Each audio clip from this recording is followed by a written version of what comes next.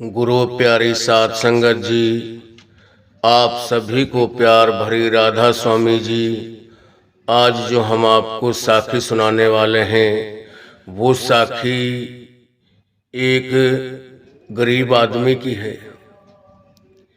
एक किसी गांव में नत्थू राम नामक का आदमी रहता था। नत्थू राम नाम का आदमी रहता था और वो बीमार हो गया। जब वो बीमार हो गया तो जितने वहाँ डॉक्टर वगैरह थे, घर वालों ने कोई काढ़े वगैरह उनको जितना दवा दारू दिया, मगर वो ठीक नहीं हुआ। उसको किसी ने बताया कि यहाँ से दूर है, 15-20 किलोमीटर दूर, बीच में से 5-7 गांव आएंगे, उसके बाद वो गांव आएगा, वो शहर जहाँ वो रहता है। वो जो हकीम है वो माना हुआ है, हर बीमारी का जानकार है, आप उसके पास जाओ। तो नत्थू राम उसके पास गया और पैदल के रास्ते हुआ करते थे। उसके पास जब गया, उसने उसकी नब्ज को देखा और उसने उसको खाने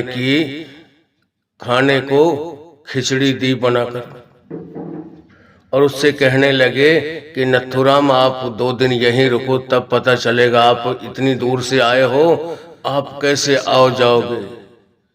पैदल के रास्ते हैं, बड़ी परेशानी है, आप 2 दिन यहीं रुको, आपका पता लगेगा कि उससे कुछ फायदा होता है नहीं है। तो उसकी जो रोटी थी, खाना, वो बंद कर दिया और उस हकीम ने खाने के लिए उसको 2 दिन खिचड़ी दी। तो खिचड़ी से उसको इतना फायदा होया, 100 में से 10% उसको ठीक हो गया, वो उसको फायदा बहुत मिला। तो हकीम ने भी देखा, उसने भी, नत्थू राम ने भी अपने हालात को देखा, कहने लगे जी इस खिचड़ी से तो मेरे को बड़ा फायदा हुआ है। तो वो जो हकीम थे वो नत्थू राम से कहने लगे कि ऐसा कर नत्थू राम जी, अब अपने आप घर चले जाओ और आपने 8-10 दिन तक रोटी नहीं खानी है, आपको खिचड़ी ही खानी है, या दलिया या खिचड़ी बनवाकर खानी है, बस। दलिया भी नहीं, उन टाइमों में दलिया या खिचड़ी बताया करते थे डॉक्टर या हकीम के, हल्का खाना देना है बीमार आदमी को, भारी चीज नहीं देनी है। तो उस हकीम ने नत्थू राम को खाने के लिए बता दिया कि बेटा अब तो घर चला जा और 8-10 दिन तक तो लगातार खिचड़ी ही खाना, खिचड़ी से ही तेरी बीमारी दूर होगी। अब बेचारा अनपढ़ आदमी था, वो चला गया घर, याद करता गया। आगे जाके सोचा कभी भूल ना जाऊं, इधर उधर देखा, कोई आदमी भी नजर नहीं आया कि किसी से लिखवा लूं, घर तक मैं भूल ही ना जाऊं कि डॉक्टर ने क्या बताया कि ये खाना है। तो उसने वो बोलता बोलता चला गया, कहने लगा कि मैं इसको बोलता जाऊंगा, याद करता जाऊंगा, तब मेरे को यह याद रहेगी। तो वो खिचड़ी खिचड़ी करता ऐसे ही चला जा रहा था। चलते चलते यही लवज, यही रट उसने लगाई हुई थी। और आगे काफी दूर जब जंगल में गया, एक जगह उसको कैसी पत्थर से ठोकर लगी पैर में और जमीन पर गिरा। जमीन पर गिरा तो खिचड़ी की जगह उठकर जब खड़ा हुआ तो खाचड़ी खाचड़ी कहने लग गया। खाचड़ी, खिचड़ी की बदले खाचड़ी हो गया, खाचड़ी खाचड़ी। आगे जब गया, चलता चलता खाचड़ी खाचड़ी कहता जा रहा था। एक जमींदार ने अपने खेत में बाजरा वगैरह बुआई किया हुआ था, उसकी फसल काफी नुकसान हो रही थी। उस दिन वो जमींदार इतना दुखी दिल से वहां बैठा हुआ था कि आज मैं देखता हूँ चिड़िया कैसे आती है खेत में, मैं इनको उड़ाऊंगा, इतना फसल को नुकसान कर रही है ये। जब वो नत्थू राम वहां से निकला और कहता जा रहा था खाचड़ी खाचड़ी खाचड़ी, उसने सुना, एकदम कान उसने देखे कि क्या बोल रहा है ये। जब उसकी आवाज आई कि वो कह रहा था खा चिड़ी खा चिड़ी, तो उसने उसको पकड़ा और 2-4 थप्पड़ मारे। अब वो भी परेशान था, उसकी फसल का नुकसान हो रहा था। कहने लगे नथुराम हाथ जोड़ के उस जमींदार से, भाई मैंने क्या कहा आपसे, मैंने क्या गलती की है, क्यों मार रहे हो आपको? कहने लगा कि मैंने ये फसल बुआई की है और इस बाजरे को चिड़ियां खा रही हैं और तू कह रहा है तेरे को कोई दुश्मन ने भेजा है कि क्या बात है? आप कहते जा रहे हो खा चिड़ी खा चिड़ी खा चिड़ी। तो वो नथुराम कहने लगे हाथ जोड़ के, जी आप बताएं मेरे को, फिर मैं क्या कहूं? तो उस जमींदार ने कह दिया नथुराम से कि ऐसा बोल कि उड़ चिड़ी उड़ चिड़ी उड़ चिड़ी।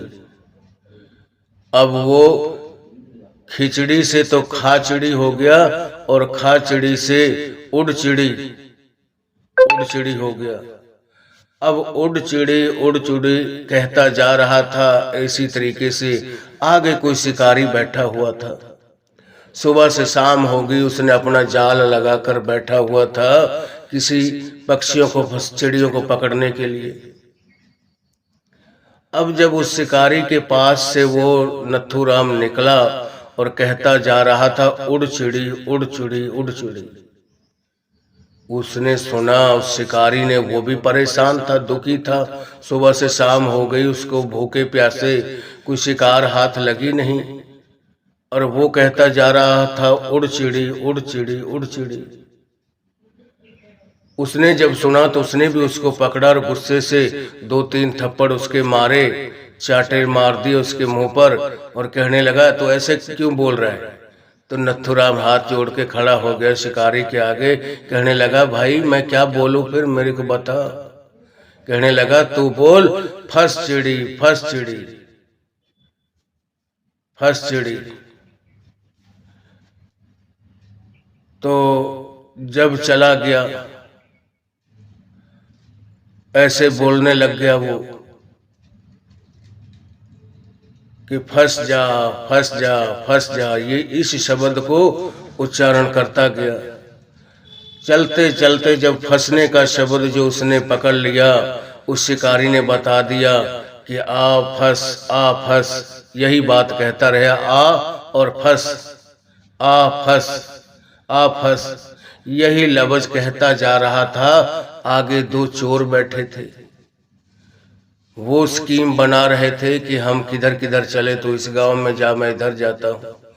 जब उनके पास से वह नथुराम निकला और कहता जा रहा था आ फंस आ फंस आ फंस, उन्होंने जब सुना उन चोरों ने, और कहने लगे अरे ये क्या बोलता जा रहा है, ये तो कह रहा है कि आ फंस, कि भाई हम जिस गांव में जिस घर में जाएंगे उसमें जाते ही फंसेंगे हम, तो ये ऐसा गलत बोली निकालता जा रहा है। अब उन्होंने भी उस नथुराम को पकड़ लिया और 2-4 चाटा मुंह पर मारे, और कहने लगे कि वो नथुराम ने हाथ जोड़ लिए उन चोरों के आगे। कहने लगा भाई मैं क्या बोलूं फिर? तो कहने लगा, वो चोर कहने लगे नथुराम से कि ऐसा बोल कि ऐसा कभी ना हो, ऐसा कभी ना हो, ऐसा कभी ना हो। अब वो खिचड़ी से चला, कहाँ तक बोलियां कितनी बदलता चला गया, जैसे आगे से उसके साथ होता चला गया। तो उसने कहा, चोरों ने बताया कि अब ऐसा बोल कि ऐसा कभी ना हो, ऐसा कभी ना हो। अब चलता जा रहा है पैदल के रास्ते, कहता जा रहा है ऐसा कभी ना हो, ऐसा कभी ना हो। जब 1-2 गांव आगे पार किए तो किसी गांव में से निकला जब, तो किसी की बारात चढ़ रही थी, वो जा रहे थे। अब वहां से नथुराम कहता जा रहा था ऐसा कभी ना हो, ऐसा कभी ना हो। अब गांव वालों ने, बारात वालों ने सोचा कि अरे ये कितना मूर्ख है, कितना पागल है। पहली बात तो वो जो दूल्हा है जो घोड़े के ऊपर बैठा हुआ था, बारात चढ़ रही थी, वो शादी करवाने को तैयार नहीं था।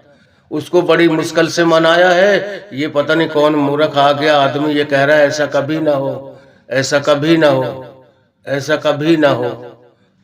अब उन्होंने भी उस बाराती को, उस नथुराम को पकड़ा और 2-4 थप्पड़ मारे और कहने लगे ऐसा क्यों बोल रहे हो, तो गलत, हम बारात जा रहे हैं, बड़ी मुश्किल से इस दूल्हे को मनाया है, अब बारात तैयार है, घोड़े पे दूल्हा बैठा है और तू कह रहा है ऐसा कभी ना हो, ऐसी शादी किसी की मत हो।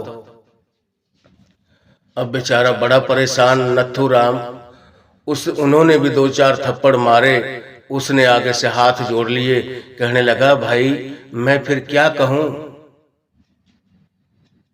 तो कहने लगे कि आप कहो ऐसा रोज हो, ऐसा हर घर में हो, ऐसा हर घर में हो।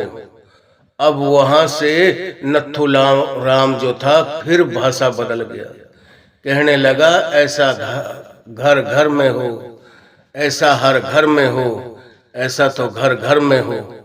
आगे जब गया यही लफ्ज बोलता जा रहा था। वहां किसी गांव में किसी की मौत हो गई थी।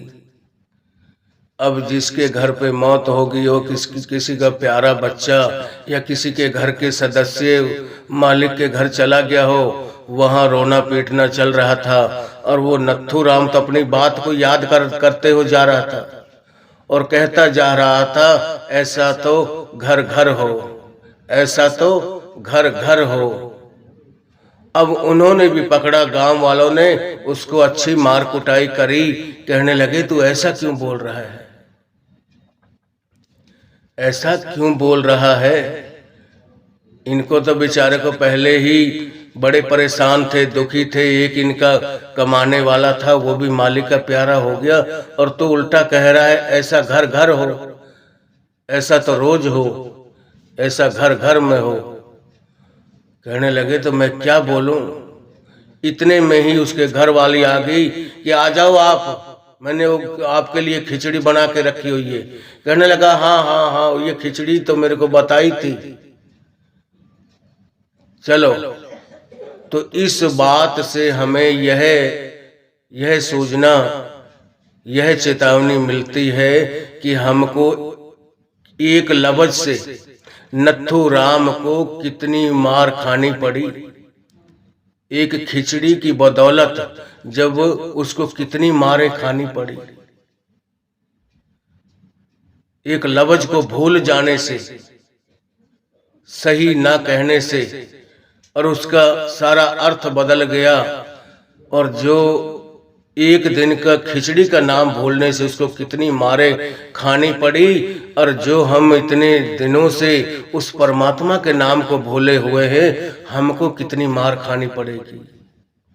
कभी किसी जीव ने यह सोचा है कि हम भी उस परमात्मा के नाम को भूले हुए हैं। ये खिचड़ी वाली तो एक कहानी है हमें समझाने के लिए। हम भी उस नथुराम की तरह वो तो अपने खिचड़ी का नाम भूल गया था कि वो भोले भाले आदमी हुआ करते थे, अनपढ़ आदमी थे। और वहां से हकीम के चला, वहां से तो रास्ते में उसके साथ कैसे कैसे बदलाव आए, कैसे कैसे उसको मारे खानी पड़ी। खिचड़ी का नाम भूल जाने के बाद भी कितनी उसको दुख उठाने पड़े, कितनी उसने मारे खाई। और जो मालिक का नाम भूल जाता है, उसके नाम पर नहीं बैठता, भजन स्मरण नहीं करता, उसको कितनी मार खानी पड़ेगी, यह आप अंदाजा नहीं लगा सकते। ये कहानियां, ये जो साखियां होती हैं, हमें समझाने के लिए हैं, हमें सीधे रास्ते पर लाने के लिए होती हैं। हम बात कहीं से किसी भी तरफ से घुमा फिरा कर कहें, बात वहीं आकर खत्म होती है कि हमें करना क्या है, हम कर क्या रहे हैं। यह भी नहीं कि हमारे सतगुरु बताते हों कि आप बाल बच्चों को छोड़ दो, उनकी जिम्मेवारी को छोड़ दो और आप आकर यहीं बैठ जाओ और मालिक की भजन बंदगी करो। बाबा जी तो कहते हैं भाई अपने घर में रहना है, सूरमा बहादुर बन के रहना है, अपने जिम्मेवारियों को भी निभाना है। उन जिम्मेवारियों को निभाते हुए परमार्थ कमाना है। और जब हम उस परमार्थ को ही भूल जाएंगे तो हम जिंदगी में कभी सुख नहीं पा सकते। यह जो सुख दुख आते हैं हमारे ही कर्मों के मुताबिक आते हैं। कोई दुनिया की कोई ताकत नहीं जो यहाँ वाला कोई दुख दे हमें, या आज जो हमारे साथ कोई घटना घटती है, कोई आदमी हमारे साथ कर रहा है, उसके साथ हमने किया होता है, वो अपना बदला लेता है। ये जो महतलोक है, हमें जो यहाँ आए हुए हैं ना इस महतलोक में, ये अपने कर्मों का भुगतान देने के लिए आए हुए हैं। अगर हमारे कर्म ही ना होते मालिक हमें यहाँ रहने ही ना देता। जब तक हमारे कर्म हैं तब तक हम इस शरीर में बैठे हैं। जब तक हम इन जन्म मरण के दुखों में आते हैं, ये 84 लाख जिया जोन, ये भोग जोनियां हैं।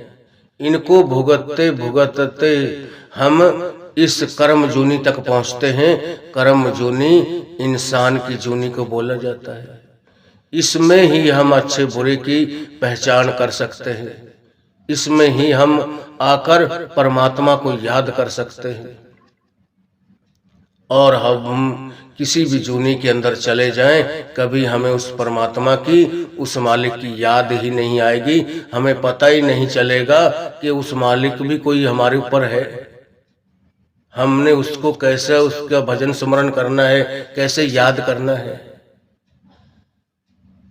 तो यह मालिक ने इंसान को यह जो सबसे ऊंचा दर्जा है, यह इंसान को ही बख्शा है। यह पावर, यह ताकत इंसान के अंदर रखी है और किसी जीव के अंदर नहीं रखी। परमात्मा बैठे हर घट में है। जैसे कबीर साहब ने अपनी वाणी में फरमाया है, हर घट वसे मेरे साइया, सोनी सेज न कोय, बलिहारी व घट की, जह घट प्रगट होए। कि हर घट घट में वो परमात्मा बसता है, मगर उसने बड़ाई किसको कही है, किसकी सराहना की है उस परमात्मा ने, कि बलिहारी व घट की, जह घट प्रगट होई। बलिहार जाऊं उस घट के, उस इंसान के जिसने इस दुनिया पर, इस महतलोक पर आकर और अपने जन्म मरण को खत्म करके जीते जी परमात्मा से रिश्ता जोड़ लिया और अपना आवागमन का चक्कर हमेशा हमेशा के लिए खत्म कर दिया और सदा सदा के लिए परमात्मा में मिलकर, एक बूंद समुद्र में मिलकर समुद्र का रूप ही धारण कर लेती है। तो ये जो हमने अलग अलग शरीर धारण किए हुए हैं, उस परमात्मा रूपी एक कण, एक बूंद है हमारे अंदर। वो बूंद जब दोबारा उस परमात्मा में मिल जाती है, वो परमात्मा के रूप धारण कर लेती है। ये इंसान का जामा हमें मिला है सिर्फ भजन बंदगी करने के लिए, सिर्फ अपने कर्मों को खत्म करने के लिए, और कोई इसका रीजन नहीं है, कोई मकसद नहीं है। मालिक इंसान का जामा क्यों देता है कि भाई जितने भी अब तक इसने कर्म किए हैं, ये आगे भी कर्म सोच समझकर बना सकता है और अपने पिछले प्रारब्ध कर्म जो हैं उनका भी भुगतान दे सकता है। यह ताकत सिर्फ उस परमात्मा ने इंसान के अंदर रखी है और किसी घट के अंदर इतनी ताकत नहीं रखी। हमें भी चाहिए कि हम उस मालिक के नाम से जुड़ें, उस परमात्मा के नाम में लगें। चाहे हमारा कितना भी घर गृहस्थी का कोई काम हो, हम वो भी करना है, उसकी भी हमने एडजस्टमेंट करके हमने उस काम को भी जरूर करना है जो हम परमात्मा ने, जो हमें मालिक ने ये सेवा दी है, ये मौका दिया है, उस मौके को ना चूके। और जब एक दफा इंसान यह मौका चूक गया, ये बार बार मिलने वाला नहीं है। वाणी में आता है ना, इस पौड़ी ते जो नर चुके सो आए जाए दुख पाएंदा। ये सीढ़ी का आखिरी डंडा है, आखिरी स्टेप है। जो अब चूक गया यह फिर मौका बार बार मिलने वाला नहीं है। वाणी में भी आता है, भई परापत मानुख देहरिया, गोविंद मिलन की ए तेरी बरिया। कि बड़ी उस प्रभु की, उस मालिक की कृपा हुई है, आपको उसने मानुखी यानी कि इंसान का जामा दे दिया। भई परापत मानुख देहरिया, गोविंद मिलन को की ए तेरी बरिया। कि उस गोविंद को, उस मालिक को मिलने की तेरी यही बारी है, और किसी जामे में आकर तू उस परमात्मा को याद ही नहीं कर सकता। उनमें तो सिर्फ उन जूनियों में आकर सिर्फ अपना भुगतान दे सकता है। ये जूनी इंसान को कर्म जूनी मिली है। भई परापत मानुख देहरिया, गोविंद मिलन की ए तेरी बरिया, अवर काज तेरा किते न काम। कि और चाहे तो कितने भी काम काज कर ले, कितने भी धन दौलत कमा ले, कितनी भी ये कोठियां महल मुनारे बना ले, कितनी जमीन जायदाद का मालिक बन जाए, वो तेरे किसी काम के नहीं है। अवर काज तेरे किते न काम, मिल साध संगत भज केवल नाम। कि भाई अगर अपनी मुक्ति चाहता है, अपना भला चाहता है, तो मिलकर संतों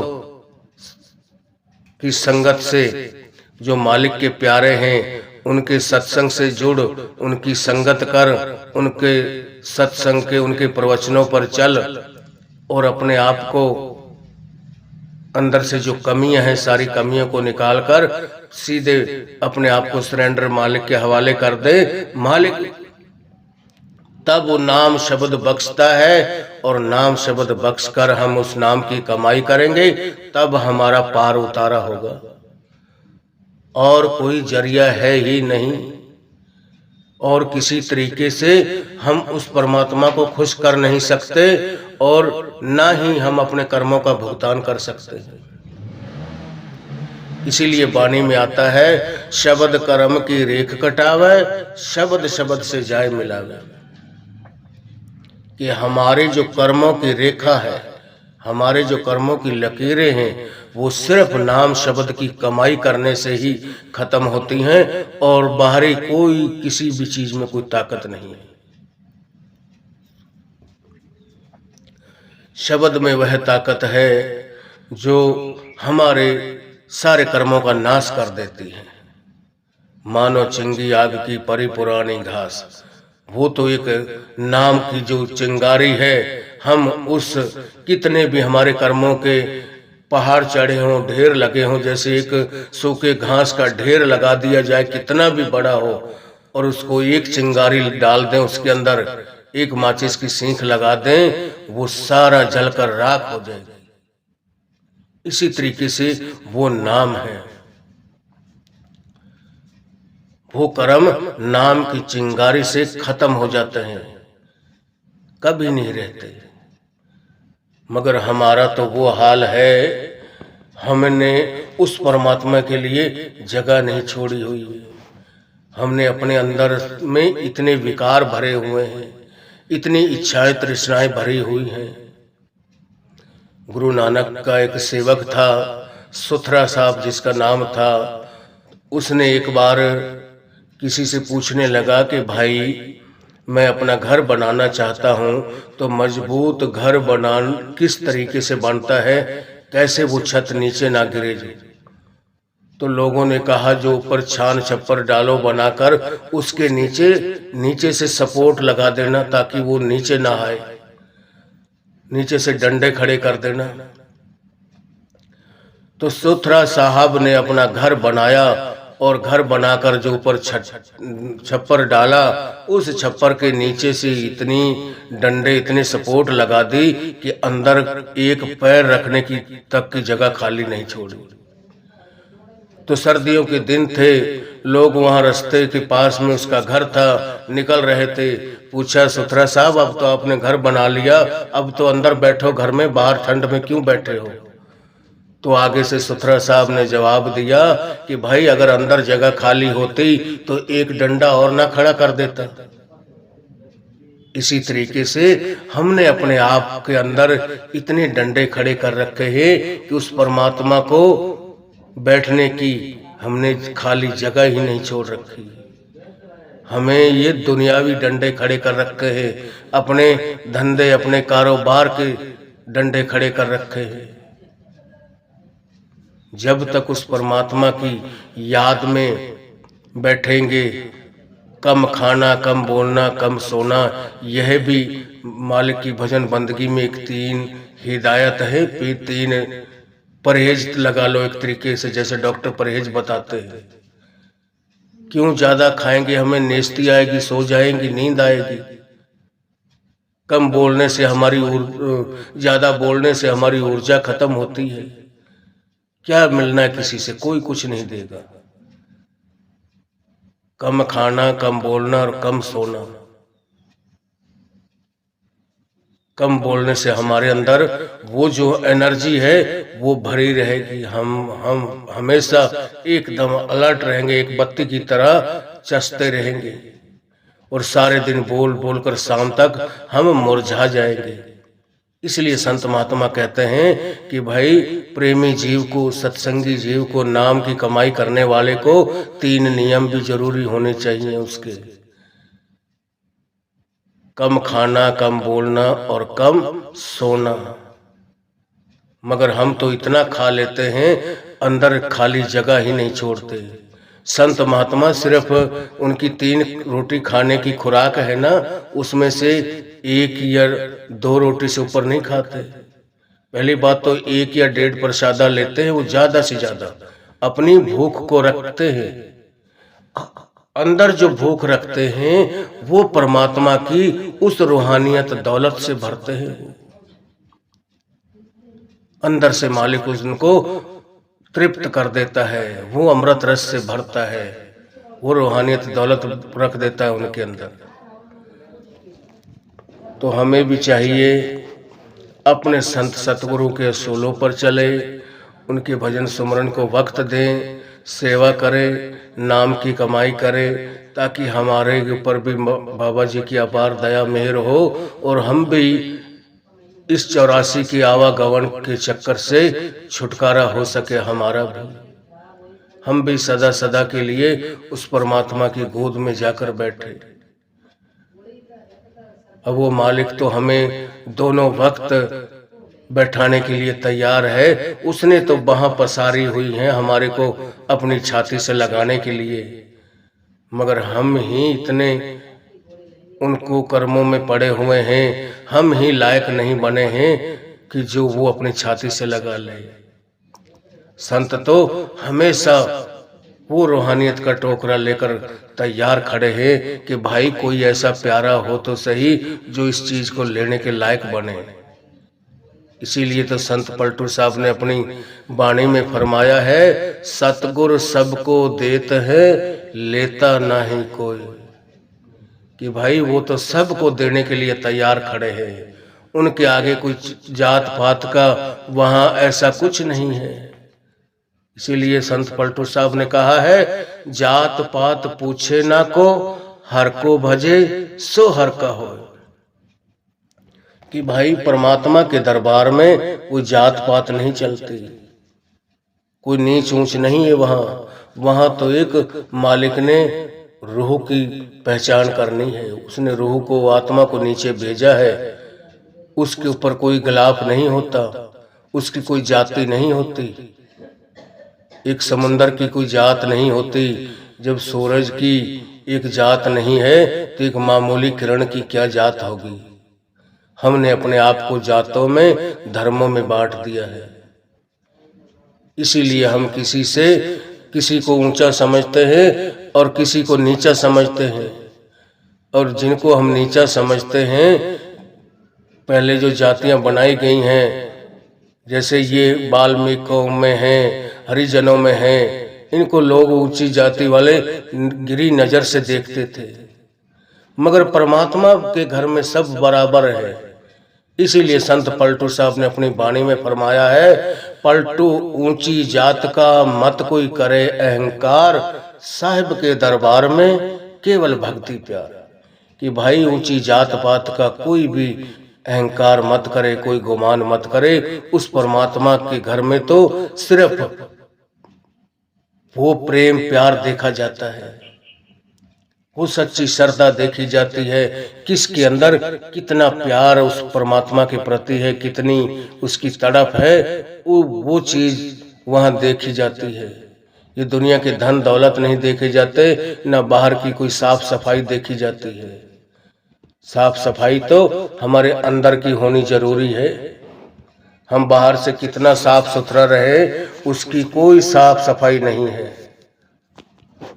भीतर मैल चहल के लागी, तन का धोवे है, एक शब्द में बोला करते थे। जब हमारे शरीर रूपी घर के अंदर इतनी मैल लगी हुई है और ऊपर से हम तन को धोते फिरे सरोवरों पर, तीर्थों पर जाकर, कोई शरीर की हम मैल धो सकते हैं, पसीना धो जाएगा, साफ हो जाएगा, मगर कर्मों की मैल नहीं धुलेगी। कर्मों की मैल तो उस मालिक के नाम भजन से, उसके सुमरन से धुलती है, जिसके बारे में गुरु ग्रंथ साहिब में कहा गया है, मूत पलीती कपड़ होए, दे साबण लइए ओ तोए। कि अगर मूत से, गंदगी से कोई कपड़ा खराब हो गया, उसको हम साबुन पानी से साफ कर सकते हैं। दे साबण लइए ओ तोए, परिये मत पापा के संग। कि अपनी मत को, अपनी अकल को अगर हमने पापों से, ऐबों से भरा है, ओ तोपे नामे दे रंग। कि वो साफ होता है मालिक के नाम से, भजन सुमरन से, और कोई दवा नहीं है। वो काम हम करते नहीं है, जिसकी बदौलत और दिन ब दिन हम नीचे ही चले जा रहे हैं, मालिक से दूर होते जा रहे हैं। हमें होना नजदीक चाहिए था और हम उससे दूरियां बनाते जा रहे हैं। तो हमें भी चाहिए, इस साखी को सुनकर आप अमल करेंगे, मालिक की भजन बंदगी करेंगे, उनकी दया मेहर का हाथ आपके सर के ऊपर होगा, आप कभी जिंदगी में दुखों का सामना ही नहीं करोगे। अगर आपके कर्मों के मुताबिक कोई सुख दुख आएगा भी, तो मालिक अंदर से इतनी ताकत दे देता है कि आपको पता ही नहीं चलेगा। क्यों? भजन सुमरन में वो ताकत है। वो बाहर से कोई दुख दर्द भी देता है ना, तो अंदर से उस दुख दर्द को सहन करने की ताकत भी सतगुरु बख्शता है। जैसे कि कुम्हार घड़ा बनाता है, उस घड़े को ऊपर से ठप्पी लगाता है ना, एक हाथ से, दूसरे हाथ को अंदर से सपोर्ट भी रखता है। इसी तरीके से वो परमात्मा भी, अगर हमारे ही कर्मों के बदौलत हमें कोई दुख सुख भी मिलता है, तो अंदर से हमें ताकत भी वही बख्शता है। और कोई दुनिया का आदमी हमें कोई सुख शांति दे नहीं सकता उस परमात्मा के अलावा। तो इस साखी को हम यहीं विराम करते हुए, अगर आप राधा स्वामी साखियाँ चैनल पर नए हैं तो हमारे चैनल को लाइक व सब्सक्राइब जरूर करें, और कमेंट में राधा स्वामी लिखें, और यह भी लिखना कि हम कौन से स्टेट से, कौन से एरिया से सुन रहे हैं। जो भी आपको इस साखी में कोई कमा पेशी हमारे सुनाने में दिखाई दी हो, वो भी आप लिखा करें, ताकि हमारा भी सुधार हो सके। कई चीजें ऐसी होती हैं वो साध संगत से भी मिलती हैं, इसीलिए गुरुजनों ने भी साध संगत को एक दर्जा ऊंचा दिया है। उन्होंने कहा है, संगत 21 है, गुरु 20 है, तो संगत 21 इससे है। अपने आप से भी एक दर्जा फालतू देते हैं।